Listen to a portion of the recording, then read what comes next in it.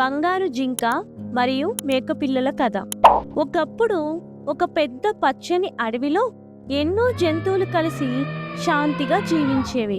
అక్కడ జింకలు, కుందేళ్ళు, కోతులు, నక్కలు, పక్షులు, ఇంకా ఒక మేక కుటుంబం కూడా ఉండేది. ఆ మేకకి 2 చిన్న పిల్లలు ఉండేవి. వాటి పేర్లు చిన్ను, మిన్ను. చిన్ను చాలా తెలివైనది. మిన్ను మాత్రం చాలా అమాయకం. ఏది చూసినా నమ్మేసేది. ఆ అడవిలో ఒక ప్రత్యేకమైన జింక ఉండేది. దాని పేరు బంగారు జింక. దాని శరీరం మీద బంగారం లాంటి మెరిసే రంగు ఉండేది. సూర్యరశ్మి పడితే అది నిజంగా బంగారంలా మెరుస్తూ ఉండేది. అందుకే అన్ని జంతువులు దాన్ని గౌరవంగా చూసేవి. ఒకరోజు చిన్ను, మిన్ను అడవిలో ఆడుకుంటూ ఉండగా దూరంగా ఒక మెరుపు కనిపించింది. అయ్యో, అదేమిటో చూద్దాం. చిన్ను కొంచెం జాగ్రత్తగా చూసి, అది బంగారు జింక అయి ఉంటుంది. దగ్గరకు వెళ్ళకూడదు, మన అమ్మ చెప్పింది కదా అంది. కానీ మిన్ను వినలేదు.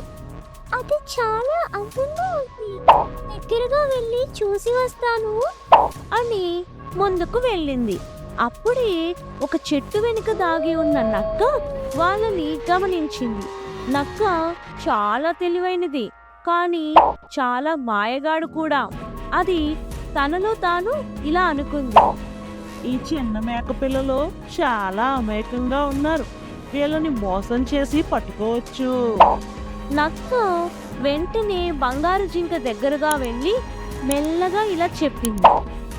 ఓ బంగారు జింక, అక్కడ 2 చిన్న మేక పిల్లలు నీ అందం చూడాలని వస్తున్నారు. బంగారు జింక నవ్వింది. అవ్వచ్చు, కానీ వాటిని భయపెట్టకూడదు. నక్క మాత్రం వేరే ప్లాన్ వేసింది. మేకపిల్లలు దగ్గరికి రాగానే నక్క గట్టిగా అరిచింది. నేను అడవిరాజు నక్క, మీరు నా ఆహారం అని భయపెట్టింది.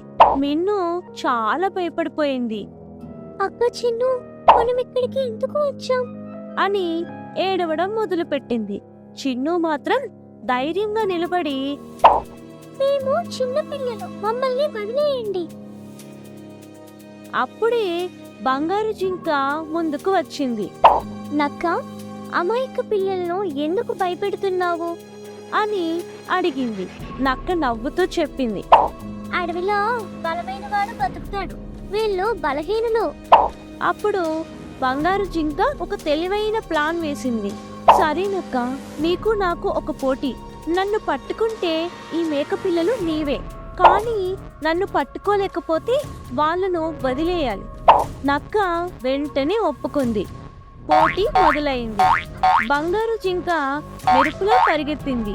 అది అడవిలోని చెట్లు, రాళ్ళు, కొండల మధ్య చురుకుగా దోసుకెళ్ళింది. నక్క ఎంత ప్రయత్నించినా దానిని పట్టుకోలేకపోయింది. కొంతసేపటికి నక్క అలసిపోయి నేలపై పడిపోయింది. బంగారు జింక తిరిగి వచ్చి నవ్వుతూ ఇలా చెప్పింది, నక్క, నువ్వు ఓడిపోయావు. ఇప్పుడు మాట నిలబెట్టుకో. నక్క సిగ్గుతో తల వంచి అక్కడ నుండి వెళ్ళిపోయింది. మేకపిల్లలు చాలా సంతోషపడ్డాయి. మిన్ను బంగారు జింకకి ఇలా చెప్పింది, మేము చాలా పెద్ద తప్పు చేశాము, అమ్మ మాట వినాల్సింది. చిన్ను కూడా చెప్పింది, మీరు మమ్మల్ని కాపాడారు, ధన్యవాదాలు.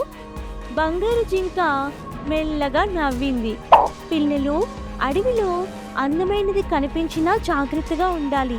తెలివి జాగ్రత్త ఉంటేనే మనం సురక్షితంగా ఉంటాం. ఆ రోజు నుంచి చిన్ను, మిన్ను ఎప్పుడు అమ్మ మాట వింటూ జాగ్రత్తగా ఉండేవి. అడవిలోని అన్ని జంతువులు బంగారు జింక ధైర్యం మరియు తెలివిని చూసి మెచ్చుకున్నాయి. అప్పటి నుండి అడవిలో ఒక మాట ప్రసిద్ధి అయింది, బలం కంటే తెలివి గొప్పది. నీతి, అమాయకత్వం మంచిదే, కానీ జాగ్రత్త లేకపోతే ప్రమాదం. తెలివి మరియు ధైర్యం ఉంటే ఎలాంటి సమస్యనైనా ఎదుర్కోవచ్చు. మరిన్ని కథల కోసం మా ఛానల్ని సబ్స్క్రైబ్ చేసుకోండి.